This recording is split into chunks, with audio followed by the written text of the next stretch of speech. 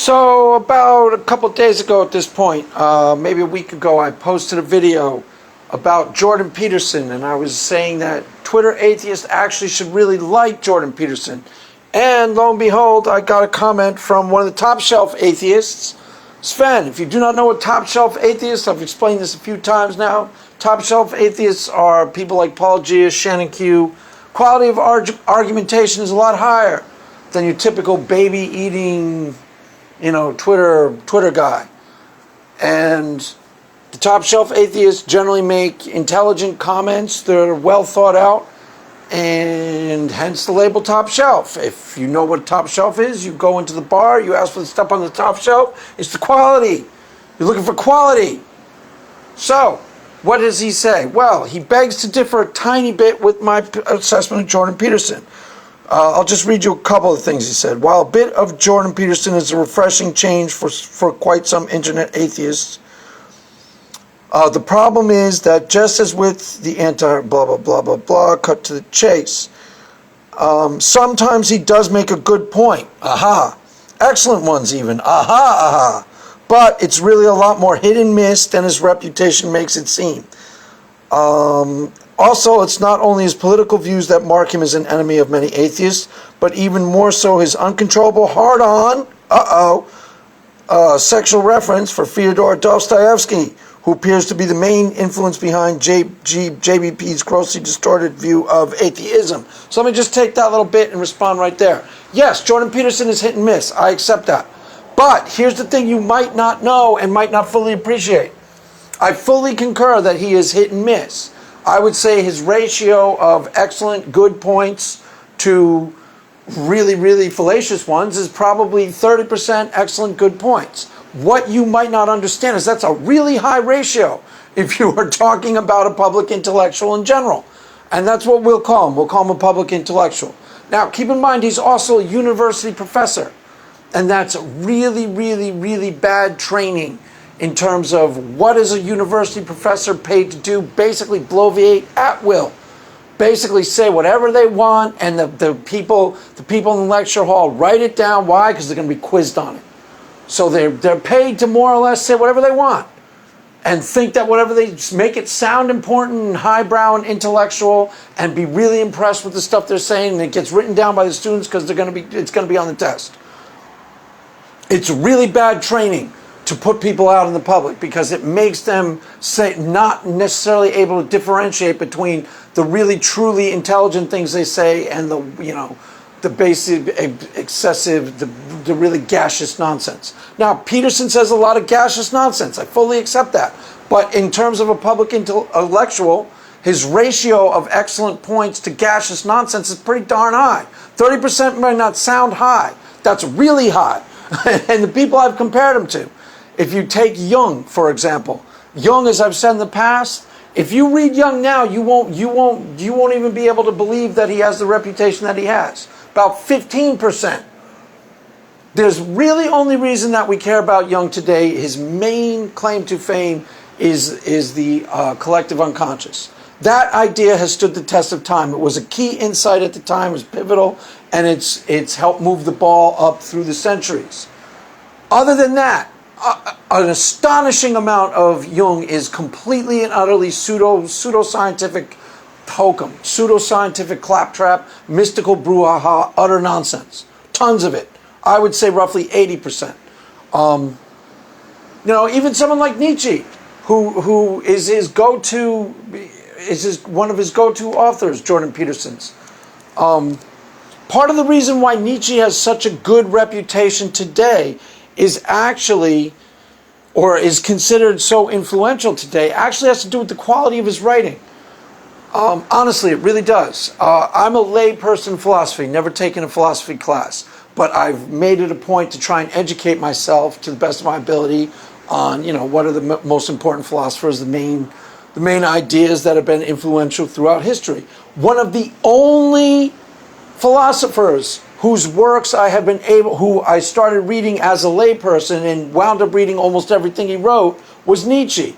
And I'm not unusual. Most of the people listening to these videos have probably read at least one Nietzsche book or at least half of a Nietzsche book. And there's probably very few other philosophers that you have maybe Plato, maybe Aristotle. The reason why that's true of Nietzsche is because he's a really good writer. Honestly, his books are actually really engaging and they're really well written. They have high literary value. Compared to someone like Hegel, who is considered just as influential and important of a philosopher. How many people listening to this video have read Phenomenology of the Spirit? Probably no one. And if you did, it's because you had to read it for a class. Try it if you don't believe me. Try it. It's almost illegible. You'll give up in frustration after like 30 pages. Unbearably tedious. He's an absolutely terrible writer. Ditto for Kant. Ditto for Kant. Ditto for Kant. Try it. Go read, what's the famous Kant book? Whatever. The name escapes me right now. But go read it. It's notoriously difficult to understand for a layperson, Immanuel Kant. Hegel, you can't even get through. It's just terribly written. It's really dense. It's really hard to ferret out exactly what he means. Nietzsche is a relatively easy read for a layperson, and he's enjoyable to read, and it works on that level. That's part of why he's so influential today. The other reason why he's so influential today is because he was so revolutionary of a thinker. But where am I going with this? The actual quality of his ideas himself are really false. They're false. They're terrible. There's a huge ratio of total garbage to good ideas in Nietzsche that's just as bad as in Jung. That's my point. You take something like the concept of the Superman, one of the famous ideas of Nietzsche. It's actually, it's astonishingly ambitious as it was presented originally. It's his version of trying to, having killed off religion, he's now going to try to adopt an alternative cosmology. And it's basically predicated on the idea that man is a becoming. And what we are becoming, you and I are a bridge. And we are a bridge to the Superman. It's an attempt to kill off God and try to replace it with a sort of pseudo-religious idea, a mythological ethos. And it's astonishingly false. It's totally false. So, what's my point? In terms of public intellectuals, Jordan Peterson actually bats pretty high. The ratio, if you listen to his actual content of the videos that I think are important, the actual quality of ideas, of good ideas to bad ideas, the ratio is pretty high. It's about 30%, 35%. That's relatively rare. Even someone like Kant, who's really influential, there's a lot of total nonsense. Okay, now getting to the second part that he said. Also, it's not only his political views that mark him as an enemy of many atheists, but even more his uncontrollable hard-on for Fyodor Dostoevsky. Now, Sven, and all Twitter atheists, let's put aside the unnecessary sexual reference to my young Christian ears, and think for a second. If you haven't read Dostoevsky, Sven, you should, and you should develop your own uncontrollable hard-on for Dostoevsky, especially as an atheist. And here's why. Peterson actually kind of does a disservice to Dostoevsky. His paraphrasing of Dostoevsky is not really all that accurate. The main book that we are talking about is The Brothers Karamazov, and the main character we are talking about is Alyosha. Now, many, many, many thousands of literary critics, thousands of people have read this book and thought to themselves, because of the quality of Alyosha's arguments for atheism, many people think that Dostoevsky was either an atheist or a closet atheist or sympathetic to atheism, because he gives the guy real ideas and he lets him win a lot of the arguments. Alyosha is the main character, and there's a lot of people, this is not a unique idea, a lot of people will argue that Dostoevsky is either an atheist or a closet atheist because he gives Alyosha all the best ideas in the book of The Brothers Karamazov. And keep in mind the time where he did this. This wasn't, 15 years ago with Richard Dawkins on the scene where he was reading Richard Dawkins and hanging out with Sam Harris. This was in roughly 1860, where being an atheist was really radical thing. You could still go to jail for being an atheist. You could maybe even be executed in certain European countries for being an atheist. And he gives a very sympathetic rendering of an atheist. He gives them all the best ideas in the novel. A lot of people think that Dostoevsky is an atheist because of that. Jordan Peterson does a disservice. He mostly goes off of Crime and Punishment, and that's more of an argument about something different. The actual pure atheist character in Dostoevsky is Alyosha in Brothers Karamazov. You should read the book if you haven't. You probably have. But read it again, keeping in mind that, this is somebody writing in the character of an atheist, in the voice of an atheist in the 1800s. He gives them all the best lines, all the best ideas. He gives them really convincing arguments. It's split 50-50 between people who think Dostoevsky was a secret atheist. A lot of people do because of that. So he should have a hard-on for her. Everyone should have a hard-on for Dostoevsky. Dostoevsky is one of the best writers of all time. Easily one of the top 10 writers of all time. And, so there you go. Those 2 points address that. Let's see if there's anything else to say on the subject.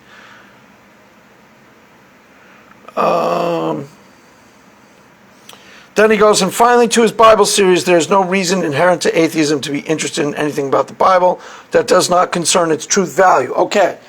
Obviously, you haven't watched enough of my videos.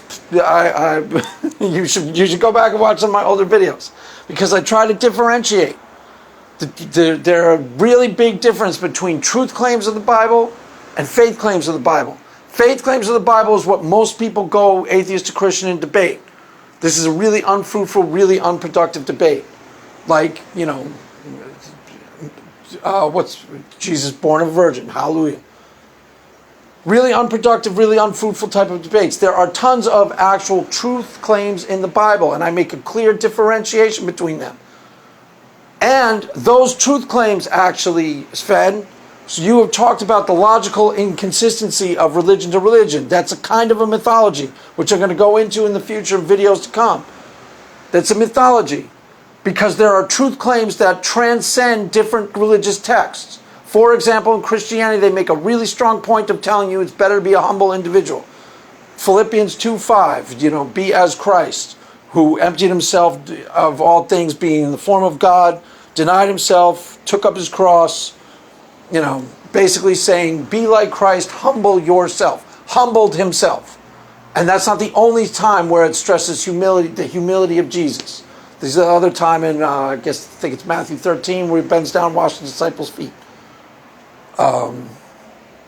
Maybe it's John 13, I forget offhand. But there's a couple of times there's a lot of times in the Bible where it stresses the importance of humility to you, the Christian. Okay, this is not logically inconsistent with any faith, any other religious text under the sun. Buddhism stresses humility constantly. So does Taoism. I wouldn't be surprised if the Quran does too. Maybe not in the actual Quran, but certainly people who write in the name of Allah, who consider themselves religious writers, like the poet Rumi. I bet you $1,000 he talks about the value of humility. $1,000. This is why I was starting to argue there seems to be such a thing as a universal spiritual intuition. And a universal spiritual intuition means that we study something like the book of the Bible, and this is why Peterson's approach is valuable. Because he's studying the book of the Bible, I wasn't saying the only value of him is that it's, he's not a creationism, isn't that high praise. He's not a creationist. It's that he studies the book of the Bible to try and ferret out what he calls the metaphorical or symbolic truths, what I call the spiritual truths. They are the same thing. The truth, the actual truth content of the Bible, the thing in it that you can read and go, hey, wait a minute, that's true. It's all over the Bible. I can cite off the top of my head hundreds of different places. The woman at the well, the parable of the Good Samaritan. Hundreds of different areas where there are actual claims being made about truth and values and how you are to live your life and ethics.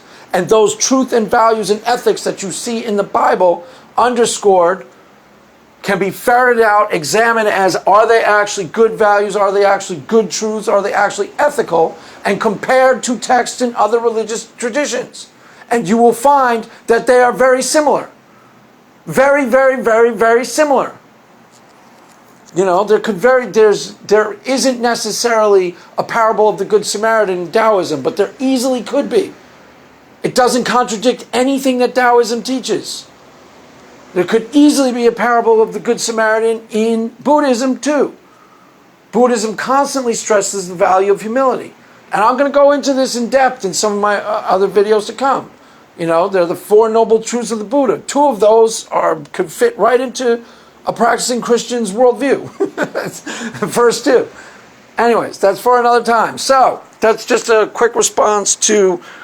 So what's the point of everything I just said? The point is, you are an actual Twitter atheist. A top shelf atheist as opposed to a douchebag atheist. Douchebag atheists are out there, kids. They exist. I promise. Peterson, to you, has value. Now, Peterson himself is not a super genius. What is revolutionary about Jordan Peterson is that he is popularizing an approach to reading the Bible and to bringing a new voice to Christian apologetics that is more about bringing in the tools of comparative religion and reading the Bible analytically as opposed to for faith claims, so that instead of me going into a YouTube channel trying to defend the faith claims of the Bible, I can prove to you that Jesus rose from the dead. I'm going to have videos coming out on why that's not a good approach. Seriously. He's using tools of the sociologists and the psychologists in the service of traditional Christian apologetics. It's really, really fruitful and useful. I don't know if I did a full accounting of everything you just said, but this won't be the only video I make on the subject. So there you go. Peterson is sometimes full of crap, sure, but nowhere near as full of crap as a lot of the other famous intellectuals. I swear to God. Peterson's not on the same level as some of these people. Again, I've said that in the past too. He's not a Nietzsche. He's not a Dostoevsky. He's not a super genius. He's just a well-educated guy from the universe, brought up in the university system. But what is revolutionary about him is he's helping to popularize an approach to Christian apologetics and a popularized approach to reading the Bible that I think will be extraordinarily fruitful and useful in the days to come. And I really honestly think you Twitter atheists should be on board, because you will get a lot out of it. I reiterate what I said in the last video. I really think that that's the right approach for all of us, so we can do what I think even Sven said in his comment. Examine what is actually true. Examine for reality, for what is actually real. So, there you go. I think that answered. I think that was a sufficient answer. Oh, that is all for now, kids. Yeah, that's all for now. Mass is ended. Go in peace. Amen.